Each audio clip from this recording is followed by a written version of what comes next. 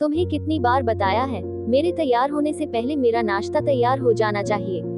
शादी के 25 सालों बाद भी मुझे क्यों बार बार एक ही बात बतानी पड़ती है? लता, तुम्हें क्या है? तुम तो आराम से घर पर रहोगी, मुझे काम पर जाना पड़ता है। तुम हो कि हमेशा बेवकूफों जैसी हरकत करती हो। अगर तुम यह जानबूझकर करती हो तो याद रखना, मुझसे बुरा कोई नहीं होगा। आज भी प्रशांत का पारा चढ़ा हुआ था। इन कटु शब्दों में अपना गुस्सा उतारते हुए, गीला तौलिया कुर्सी पर फेंकते हुए प्रशांत गुस्से से लता की तरफ देखने लगा। लता के लिए प्रशांत का यह बेवजह का गुस्सा कोई नई बात नहीं थी। वह महीने में 3-4 बार ऐसे ही लता पर बरस पड़ता था। पहले पहले लता उसका विरोध किया करती थी, लेकिन जब कई सालों तक प्रशांत में कोई बदलाव नहीं दिखा तो लता ने खुद को ही बदल दिया। अब प्रशांत के कुछ भी कहने से लता को कोई फर्क नहीं पड़ता था। प्रशांत की हर बात वो चुपचाप सिर नीचे झुकाए सुन लेती थी। शादी के पहले 5 साल तक लता ने पूरी कोशिश की थी कि प्रशांत को बदला जाए, लेकिन फालतू का गुस्सा करना और बाद में लता को भला बुरा कहना, यह मानो जैसे उसकी आदत बन गई थी। कोई भी वाद विवाद होता तो प्रशांत सीधा लता को बोल देता, अगर मैं तुम्हें अच्छा नहीं लगता तो क्यों नहीं चली जाती अपने मायके? क्यों रहती हो मेरे साथ? इतना सब कुछ होने के बावजूद लता प्रशांत के साथ रहती थी क्योंकि उसे अपनी बेटी की फिक्र थी। और वह जाती भी तो कहा, अपने बूढ़े हो चुके माँ बाप को इस उम्र में परेशान करना वह नहीं चाहती थी। समाज और लोग क्या कहेंगे, यह भी तो उसे देखना था। वह इतनी पढ़ी लिखी भी तो नहीं थी कि खुद जाकर कोई नौकरी कर सके और अपना और अपनी बेटी का पालन पोषण कर सके। लता को अब अपनी फिक्र नहीं थी, उसको फिक्र थी तो बस अपनी शादी लायक हो रही बेटी की। लता नहीं चाहती थी कि पति पत्नी के झगड़े की वजह से काव्या डिस्टर्ब हो। काव्या की पढ़ाई पूरी हो चुकी थी, उसके लिए अब शादी के रिश्ते आने लगे थे। कई रिश्तों को काव्या ठुकरा चुकी थी। 2-3 महीने बाद एक अच्छा रिश्ता आया। रिश्तेदारों और पहचान के लोगों ने भी लड़के के बहुत गुणगान किए थे। प्रशांत एक शाम अपनी बेटी के पास बैठकर उसे बताने लगा, काव्या बहुत अच्छा लड़का है, पढ़ा लिखा है, बड़ा घर है, बहुत अच्छी नौकरी है। ऐसे रिश्ते बार बार नहीं आते बेटा, इस बार मना मत करना। काव्या अपने पिता से ज्यादा बात नहीं करती थी। शायद डरती थी या शायद नफरत करती थी, लेकिन आज वो अपनी पूरी हिम्मत इकट्ठा कर बोली, मुझे अभी शादी नहीं करना है पापा। मैं नौकरी करना चाहती हूँ, खुद अपने पैरों पर खड़ी होना चाहती हूँ। हाँ तो उसमें क्या बड़ी बात है? मैंने लड़के से बात की है, वो तुम्हें किसी बात के लिए नहीं रोकेगा।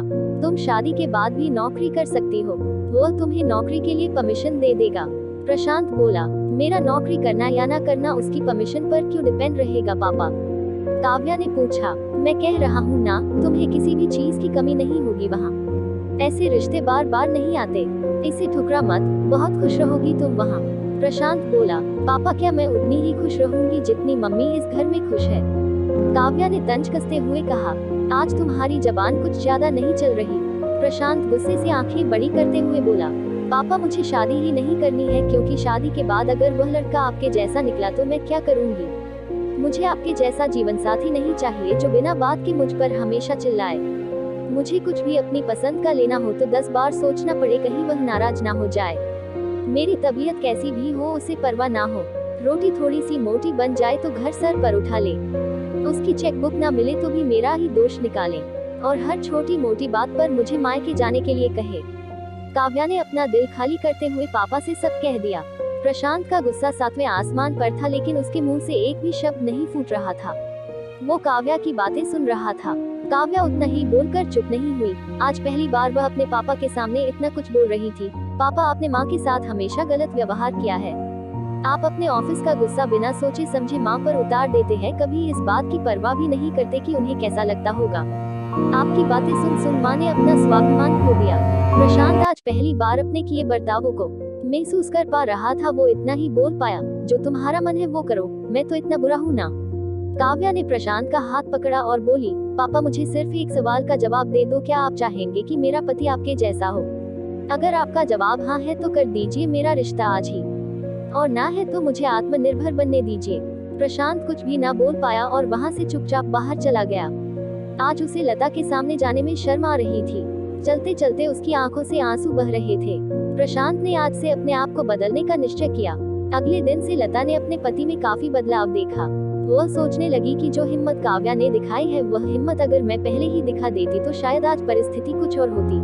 अब काव्या पढ़ लिख कर अच्छी नौकरी करने लगी थी और 3 साल बाद उसके लिए एक अच्छा रिश्ता आया और उसकी विदाई पर प्रशांत बोला, बेटा तू हमेशा खुश रहेगी क्योंकि तेरा पति तेरे बाप जैसा नहीं है।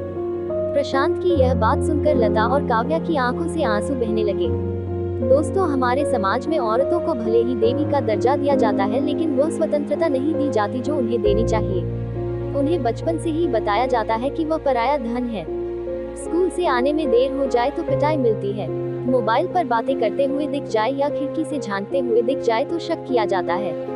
माँ बाप का घर तुम्हारा नहीं है, पति का घर ही तुम्हारा घर है। जीवन भर यह बातें बता बता कर उन्हें ससुराल भेज दिया जाता है और एक दिन किसी छोटे मोटे झगड़े में ससुराल वालों से उन्हें सुनना पड़ता है कि इस घर को छोड़ दो और मायके चली जाओ। अब आप ही बताओ दोस्तों, ऐसी स्त्रियों का सच्चा घर कौन सा? आखिरकार वह किस घर को अपना कहें?